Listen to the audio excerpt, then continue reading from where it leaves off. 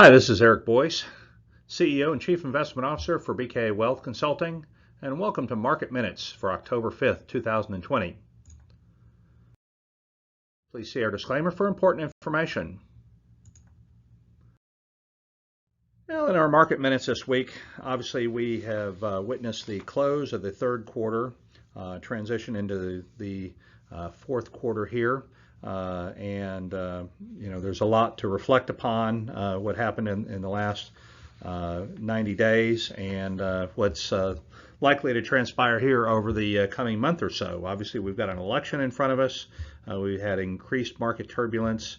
We had a month in which we had some retrenchment in the major indices and increased speculation.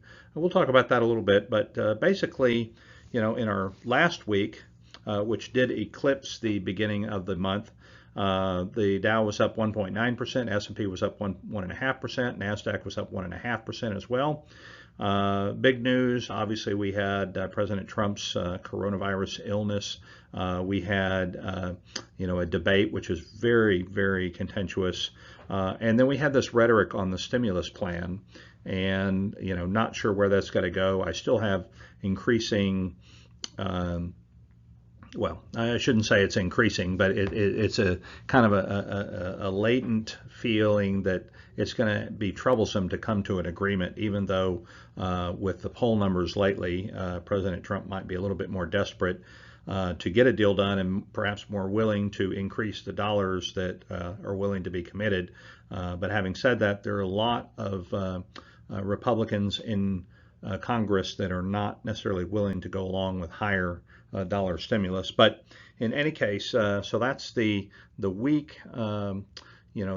Obviously, despite almost a 50% rise in the S&P since March 23rd, the S&P is still up just 2.1% in 2020, and the Dow is actually down 4.8%, and the Russell is off over 12%, even though the NASDAQ is up 23%. But basically, U.S. stocks rose last week for the first time in over a month.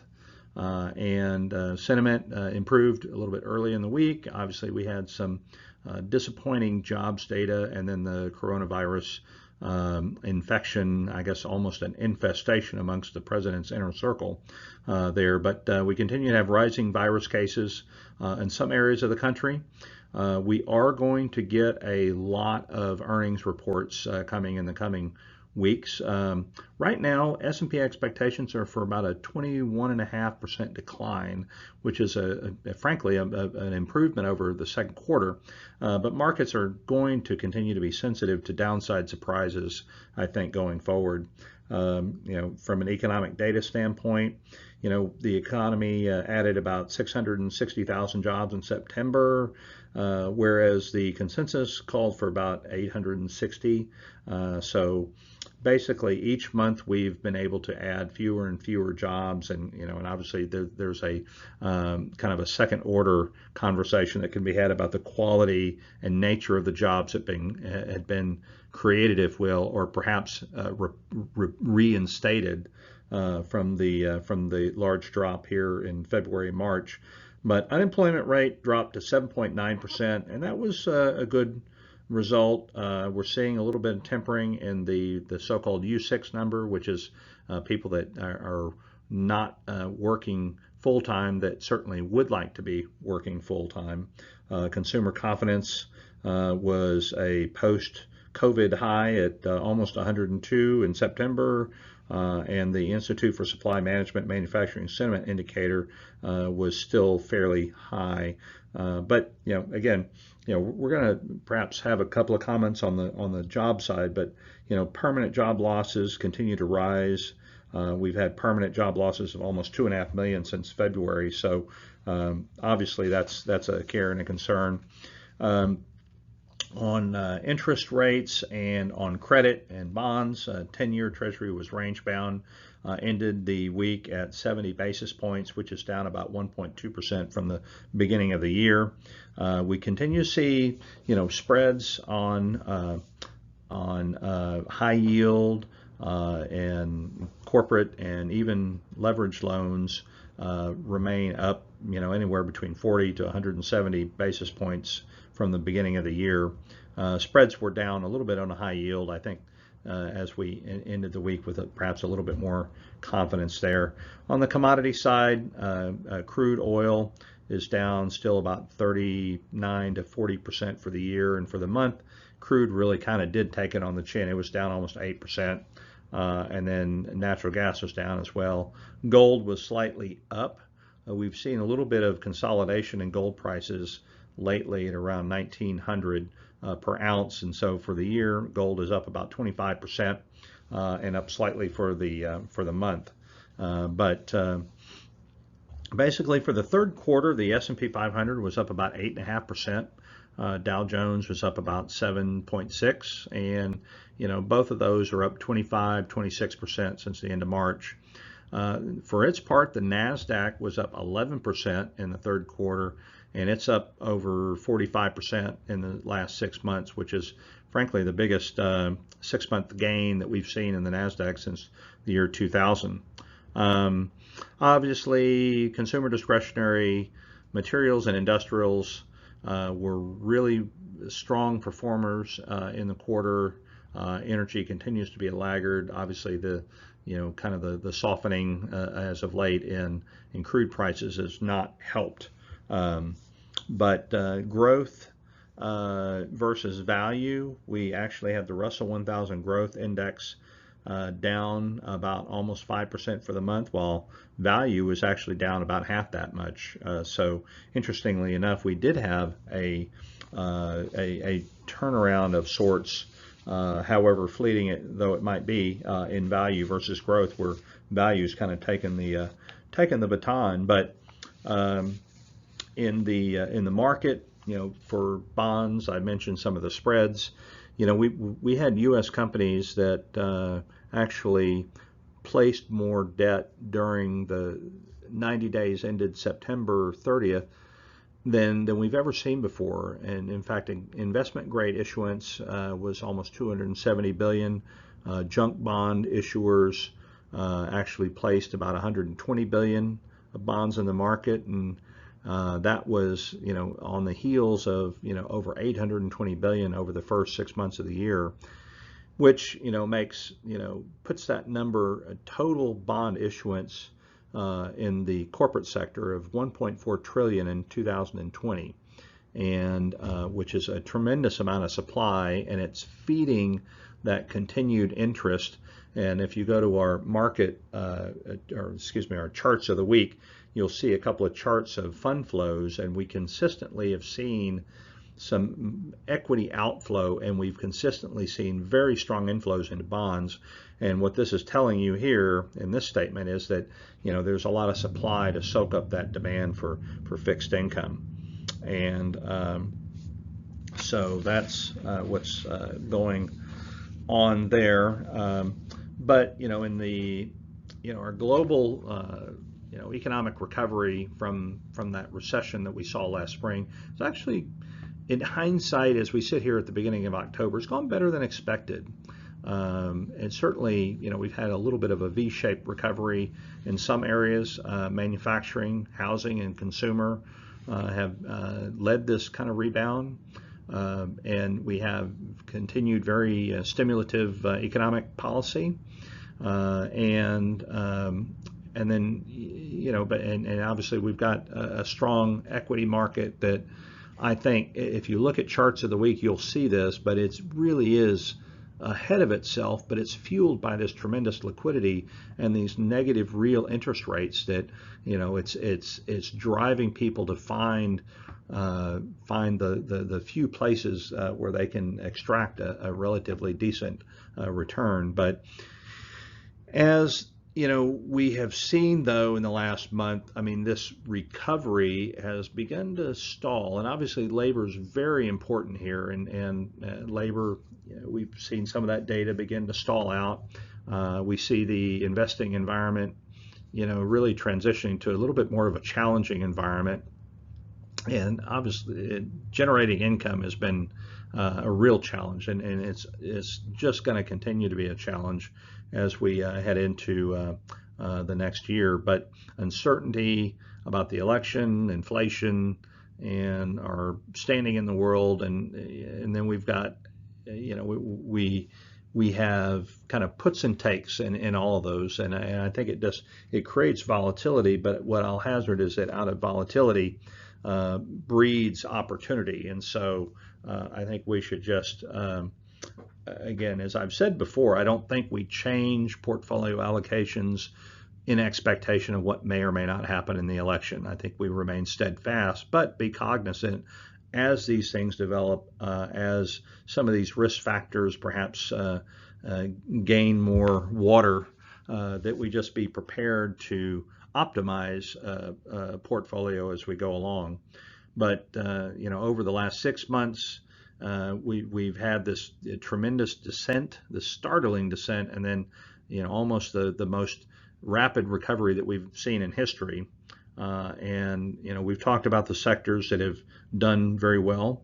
I think that there's a lot of optimism still that a vaccine is going to be available.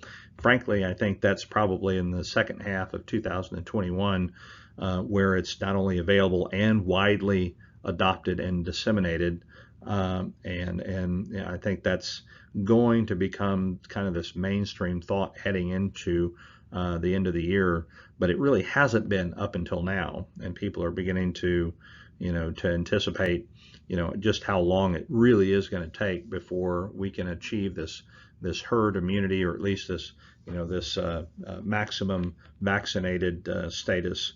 But we know that we've got challenges coming on the data side with regard to the consumer. Even though spending's been strong, we've had a lot of stimulus. Unemployment benefits comprised almost 7% of household income in July, but most of the benefits that helped to contribute to that expired at the end of that month. And then obviously loans and other things made through the PPP, or the Paycheck Protection Program, are no longer out there. And a lot of the funds allocated through the CARES Act to state and local governments have largely dried up. We've seen a lot of job losses in state and local government. And the fact that we don't have this fiscal follow-on deal it creates a less clear path forward. I just put it that way. And we might see, the ripple effects here beginning pretty soon. I mean, we know that core retail sales in August were down after really strong gains, and small business failures. We talked about permanent job losses, and that's continuing to mount, and we're going to continue to see more of that, because small businesses, a lot of them are really struggling. But the lack of federal support will clearly slow down the pace of our recovery. It won't stop it, but it'll just prolong it, and it will cause that breakthrough date of when we reattain our prior economic level, our prior economic output level. It's just going to push it out a little bit farther. So I think we're just going to have to really just maintain a steadfast and patient feeling there. So, and other things, I just want to talk about labor for a second. I mentioned that we added 661,000 jobs in that last payroll report, and so we've in total have replaced almost 11.5 million of the 22 million jobs that were lost in March and April. But we know that payrolls are down almost 11 million from February still. So even though we've recovered almost half, we still have a lot of heavy lifting. And I think those gains to get back, recover those 10.7 million jobs that we have left to recover, it's going to take a lot longer to get there. Unemployment rate I mentioned was 7.9, and we have basically 6.8 million unemployed, higher unemployment than in February. And we actually had a labor force participation rate that was down slightly from basically, to around 61.4%, and it was 63%, or actually 63.4% in February. And so and what's interesting is that with the end of stimulus, even though the $600 a month in unemployment compensation went to $300, it is still provided this disincentive for a lot of workers to come back in the workforce. And ironically, even with these numbers, these unemployment numbers, there's a lot of businesses that say that they can't fill positions because of lack of labor supply, which is highly ironic in this environment. But in April, 88% of people who recently lost jobs had mentioned or noted that their layoffs were viewed as temporary. And then permanent job losses, I mentioned this earlier, basically have risen from 2 million back in April to almost 4 million. And so we've just seen some of these we've seen a transition from some of these temporary layoffs simply becoming more permanent. And the labor data is going to get a little noisy because we're unwinding some census hiring that was out there for the biennial census, and then obviously we've had massive cuts in state and local governments. So labor is going to be interesting to watch, and I think we're going to have to just bite our tongue on labor, because we're still going to have a lot of challenges there, even though we've recovered a lot of ground thus far. And then the risk it remains too that we get a third wave of coronavirus. And the second wave seemed to kind of finally ebb in the second week of last month, when we had a daily case load of about 34,000, and now it's kind of jumped up to 45,000 because of a rise in a lot of different areas, kind of following the opening of school, etc. And I guess there is concern with cold weather, the holidays coming up, people gathering, families gathering, and so even though we're well below the 67,000 case per day peak that we saw in July, there is a concern that perhaps that we're starting or entering in the fall, which also dovetails with a flu season, at a higher caseload number. And so what does that mean? I've started to read a couple articles this last weekend. Michael Osterholm he's the epidemiologist from the University of Minnesota, wrote a long article in strong defense of shutting down the economy again to help clamp down on this before we can get to a vaccine next year. And you're starting to see more of that. And the issue incumbent with that, obviously it's a big political problem.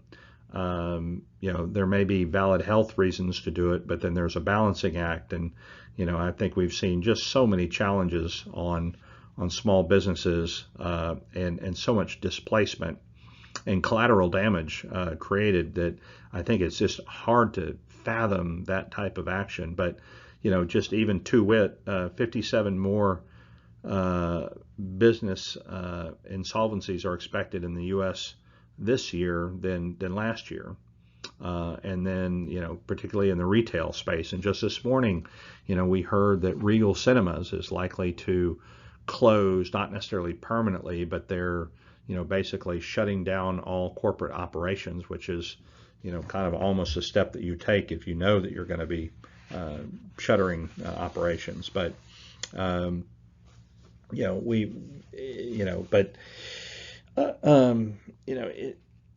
just kind of putting a bow on all of this, we know that that we're going to have an election in another month that may not be decided. Market does not like uncertainty. What does this do for the equity markets that are perhaps at a higher valuation? I still think it makes sense to diversify overseas. We've seen a caseload rise in coronavirus in some of these other markets, perhaps a little bit in Europe, but much more so in Asia. But I still think that there's power in diversification, because there's a lot more value in the developed international markets and in emerging markets than we find here in the U.S. but at the same time, we have much more liquidity chasing opportunity here in the U.S.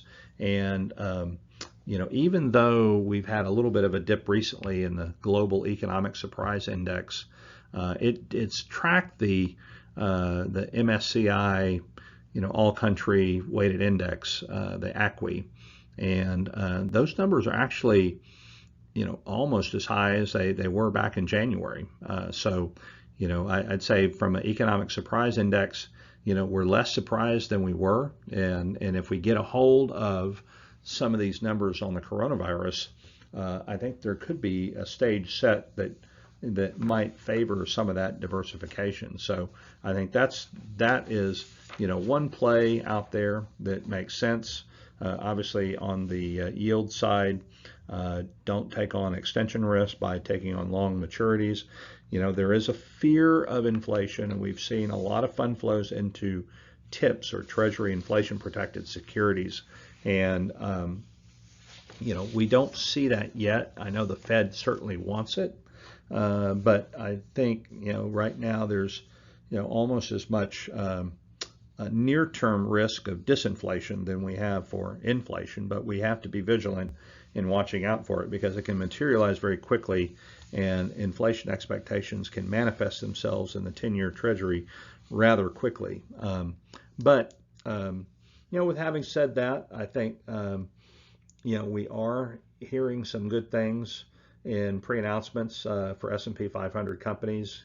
Balance sheets remain strong. We know that corporations have taken on a lot of debt, but so far debt ratios are not terribly onerous. I mean, I do worry about the level of overall debt on balance sheets, but right now, if they can put that into productive use to keep jobs on staff and continue to keep the plants open, distribution pipelines open, etc., I think we can certainly weather the storm and come out ahead on the flip side. But that's really just kind of a synopsis this week, and just some overarching thoughts particularly with respect to labor. There's a lot more that I could discuss. I think now is a good stopping point for this week. Sure, we'll have more follow-on as we go through the month, preparing for the election. And with that, we will conclude the commentary this week. If you enjoyed this presentation, we certainly welcome your questions and comments at the information on the screen. Until we see you next week, I hope you have a wonderful and safe week.